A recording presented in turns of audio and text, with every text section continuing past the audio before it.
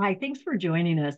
This is our podcast where we pick different topics that, frankly, we're talking to our clients about and somehow try to wrestle to the ground. So I'm Mary Abzia, and Tom Spitali and Sean Wellham are with me. And today's topic is trends. And it's trends are always important because you can either take advantage of something that may be coming and you do it before your competitors, or at least you figure out quickly. And then the opposite, if it's a trend that's going to hurt you, hopefully you're ahead of it, thinking about ways that you can not have as much damage. And so trends are always important to identify. And what we've noticed is that we've identified a lot of interesting trends. So we want to share with you how we identify our trends and some of the ones that we thought were pretty interesting. So Tom, do you want to go first? Well, I just want to say it's a little bit, to me, it's a little bit broader than trends because some of the things that I think that our wonderful toolkit has done is predicted the future. It's not just trends. I mean, some of these things have to do with the way that we've analyzed certain events, and we've been able to use those tools to kind of predict what's going to happen in certain instances. And all of a sudden, when it happens, we say, hey, we were talking about that a little while ago. So, Mary, I know that you have a list, and I guess the thought was we were going to talk about some of these things and the way we looked at them at the time and how we were able to be able to predict the future. Do you have any that we were wrong about? We probably should look at that too. No, maybe we don't catch them 10 years out, but when we start to see that there's activity, I think we start to analyze that and say, what does this all mean? So what? Yeah. Yeah. And it's all part of a broader, it's almost like there's one thing to spot a trend or to see the early formation of a trend, like we saw with Tesla pricing, for example, how they were starting to come under this pricing pressure and market share pressure. But it's thinking through the implications of what does that mean, and that's the art, I think. Obviously you've got to get the trend right, and everyone should be thinking about the trends that may affect their business. Things like AI now, it's a really broad topic, but nevertheless what we have to think about is then what, we say that in a lot of our communications, so what and now what. Well, what is the so what, and how will that affect maybe your business or your market?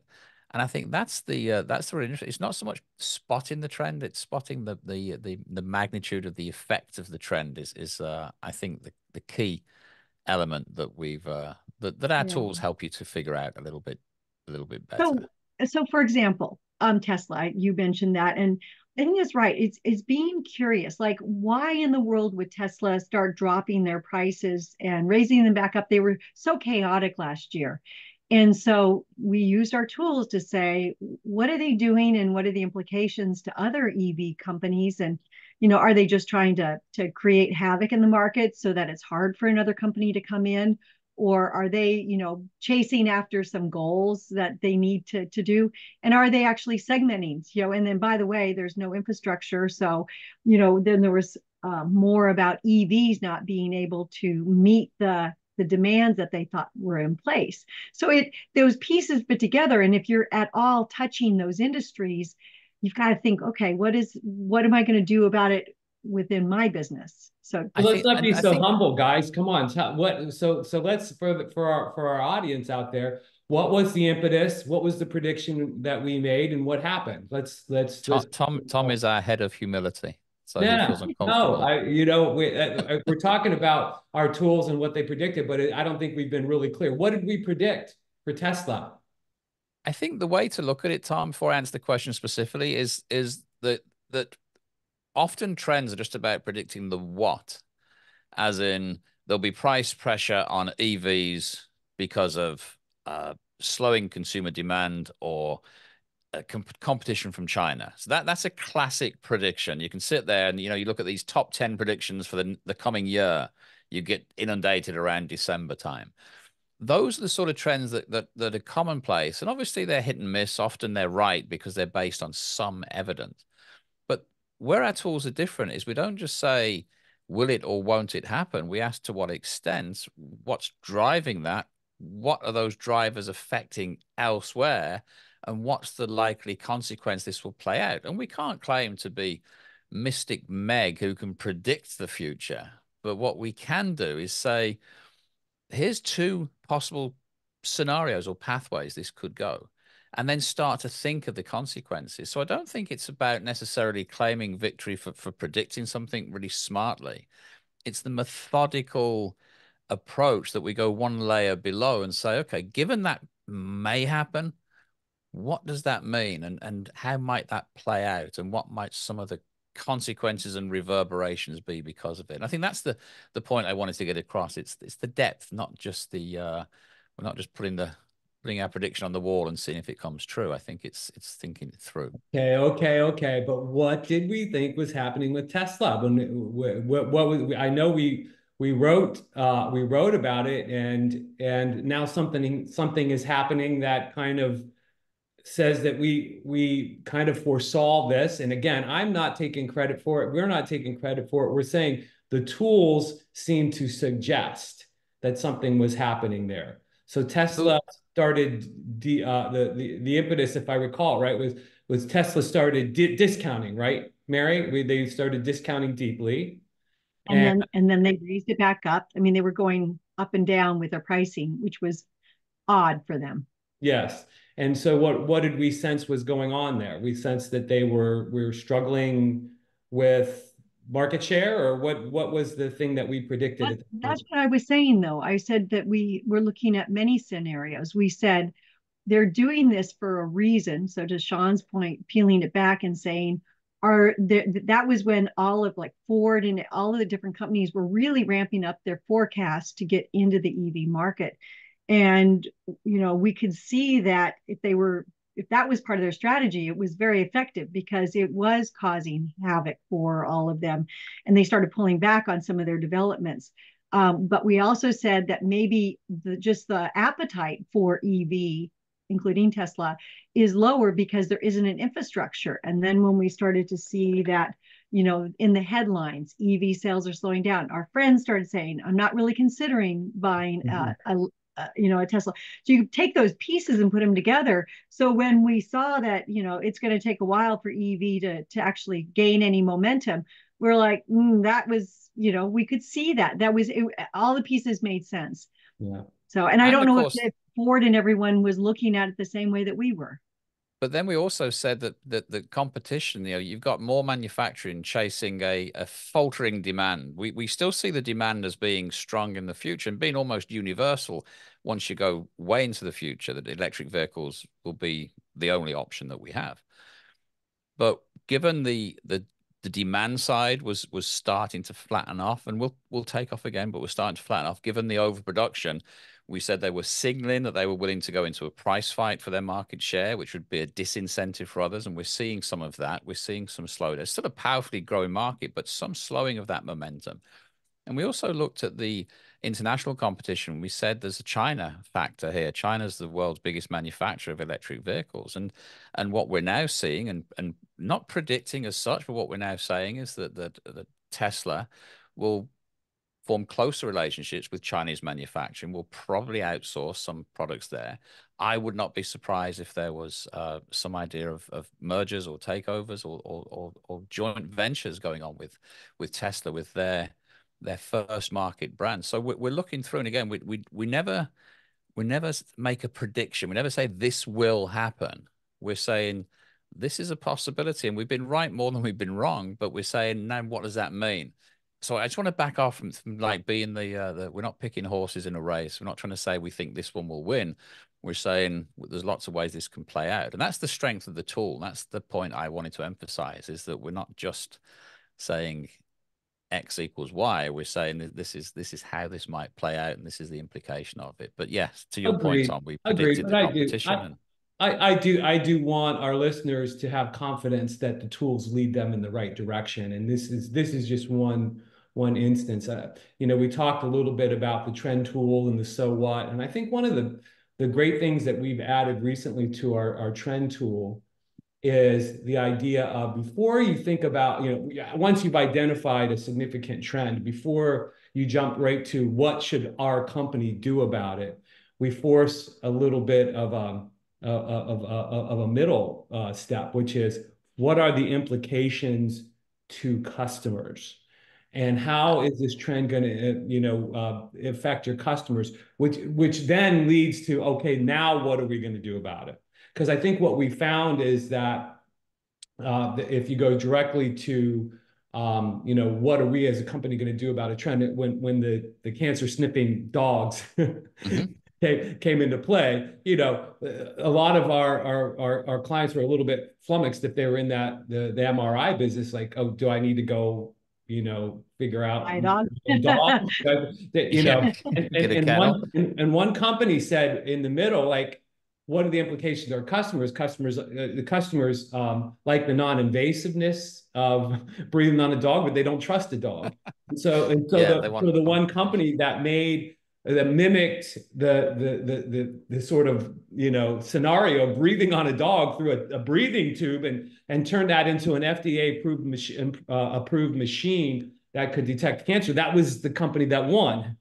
Yeah, And exactly. Well, so the tools kind of, I guess my point is, again, it may sound like I'm trying to say we're soothsayers. I'm not, but I want people to have confidence that the discipline of the tools, especially our trend tool, is going to lead you to a range of scenarios that are well considered. And I think that's the point, Tom. I think that, to me, that's the point, is that we do often get it right. And that's why I was sort of backing off, saying it's not a tool for saying you're gonna see the future.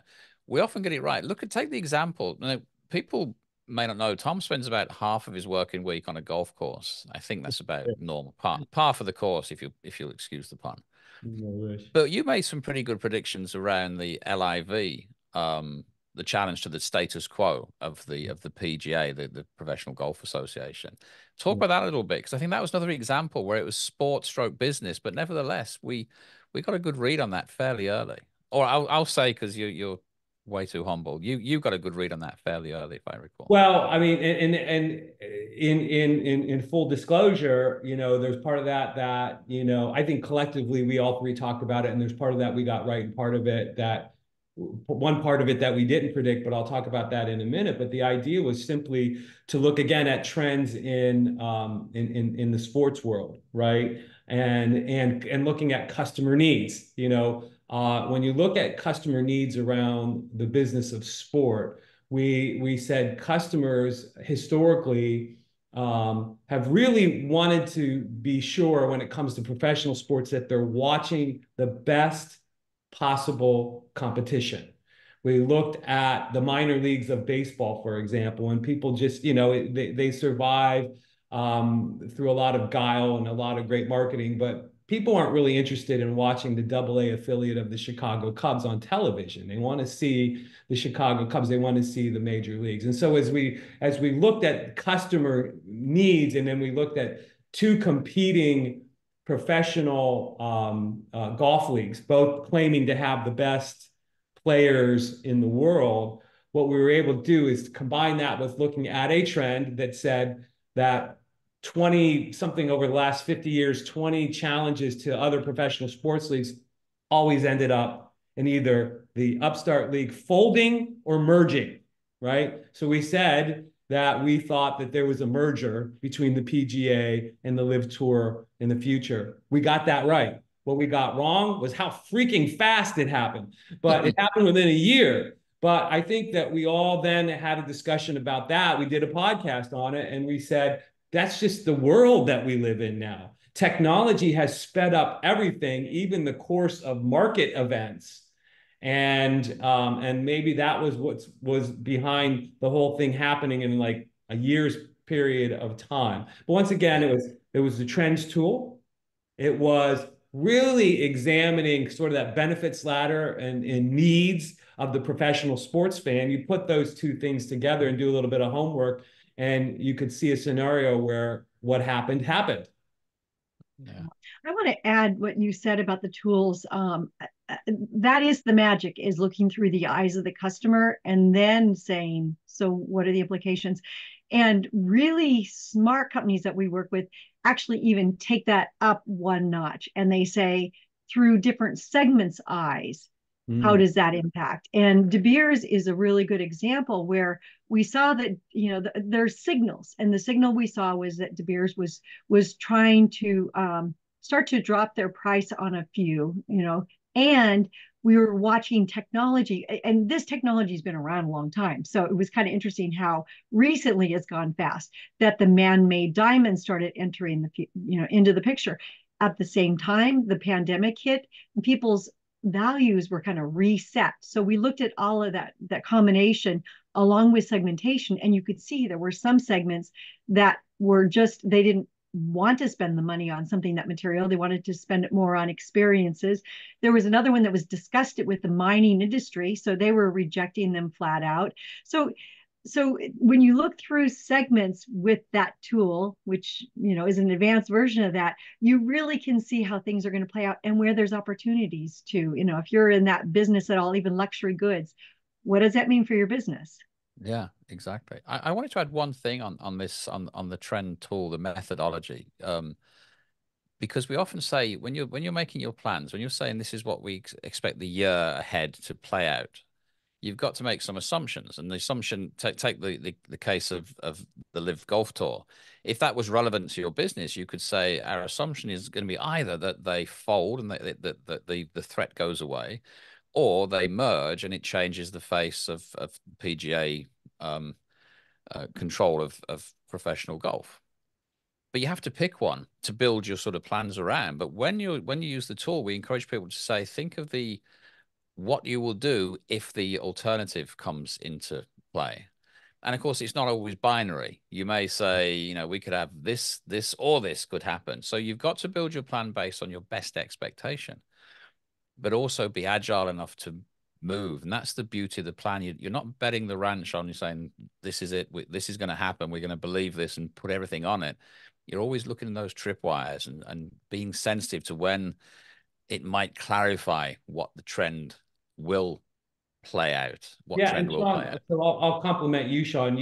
I remember when we first started working together, you brought the element of what we can now call, what a lot of businesses call scenario planning into the trends tool. And, the idea is when you get to that upper left quadrant, trends that could have a high impact on your business, but maybe there's a low probability of them happening.